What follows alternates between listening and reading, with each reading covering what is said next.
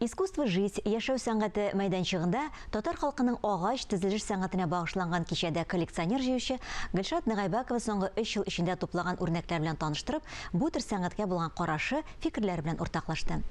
Белеме буенча табиб ханым, әхлакым бар микән минем бу турыда сөйләргә, мин бит төзүче дә, архитектор да түгел дигән сүзләрдән башлады очрашуны.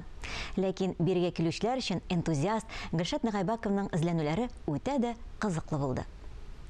Бош калабызның иске татар бистәсе иң популяр туристик урыннарының берсе. Биредә борынгы заманнар рухын саклаган бизәкле, төсле буяулар белән буялган агач йортлар. Заманча реставрация әлбәттә күп кенә детальләрне юкка чыгарган. Безнең балта осталары бизәкләрен татар авылларында гына күреп була торгандыр.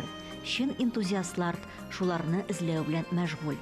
Безгә кызык. Ничектер ул ничек инде менә бүгенге мәсәлән агач төзелеш сәнгате ничек кызык булмасын инде. Безнең менә әби бабайларыбыз, ата бабаларыбыз нинди йортларда торганнар. Алар нәрсәләр кулланганнар иләрдә. Менә безгә кызык. Хәзерге иң матур татар халык агач төзелеше сәнгать үрнәкләре Арча, Биектау, аннары Саба районында урнашканнар. Алар бөтенесе 18-19 гасырларда төзелгән. Һәм хәзер инде күбесенчә алар юкка чыкканнар. Бер 5-6 сакланып калган зур йортлар бар. Татар орнаментларына тирән мәгънә салынган. Аларның һәрберсен укый белергә дә кирәк бит әле. Яман күзләрдән саклау, йортка иминлек, мул тормыш теләп тору кешеләргә хас булган бөтен теләкләр дә бирде. Тәрәзә йөзекләренә игътибар аеруча күп. Пар кошлар, тормыш агачын символлаштырылган бизәкләрне әле бүгендә күреп була. Казан арты ак як диләр инде. Аның өчен геометрик формалар, тәрәзә эшләре ясалган. Аннары кышлар төшкән, мотивлар бик күп. Аннары бик матур иттереп теге балясиналар белән ясалган чырмалар, капкалар, теге кояш төшкән зур-зур капкалар бик матур, татарларга гына хас сыйфатлы капкалар инде. Һәм инде рәшәткәләр, рәшәткәләре төрле бик кызык иттереп киселгән.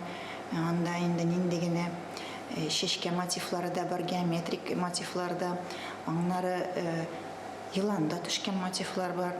Агач сәнгате татарларның бөтен яшәү рәвешен чагылдыручы иҗат үрнәге дип язган сәнгать белгече Фуат Вәлиев. Аның китабын чын хәзинә дип әйтеп була. Кырлайда урнашкан Габдулла Тукай музеен сынчы бакыяга урманчы татар агач сәнгатенең бөтен нечкәлекләрен өйрәнеп, бинаны төзү өстендә 20 ел эшләгән. Кояш чыгу, төш вакыты, кояш бату, нәкъ табигать һәм кеше тормышындагы кебек. Гөлшат ханым элеккеге агач йорт үрнәкләре белән хозурланып, тормыш иптәше белән үзләре дә авылда йорт салырга булганнар. Аларның хуҗалыклары матур гаилә нигезе тирә-юньгә нур бөркеп, елмаеп тора.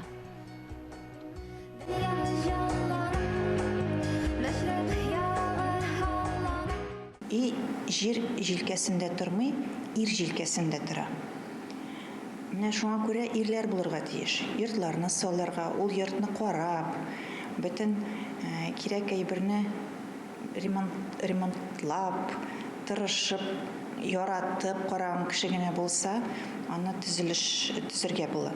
Агач озак сакланмый, шуңа да ничек тә булса бизәк үрнәкләрен туплап, саклап калу турында 100 ел элек татар сәнгатен өйрәнүче Петр Дульский да уйланган. Гөлшат Нагайбакова да киләчәк буыннарга агачтан уеп ясалган бизәк үрнәкләрен саклап калуда үзенең өлешен кертергә уйлый. Ничектер ул бит инде үз тарихыңа якынрак буласың шикелле инде. Без шулай итеп үзебезне хис итәбез. Безгә нәрсә кызык? Ничектер төптәнрәк өйрәнәсе килә ул әйберләрне, шул бизәкләрнең мәгънәсен беләсе килә. Аннарысын без балаларыбызга Алла бирсә сөйләрбез ул әйберләрне күрсәтербез. Минемчә без Татарстанда да, үзебезнең республикабызда да бик матур гына итеп шулай йөрергә мөмкин.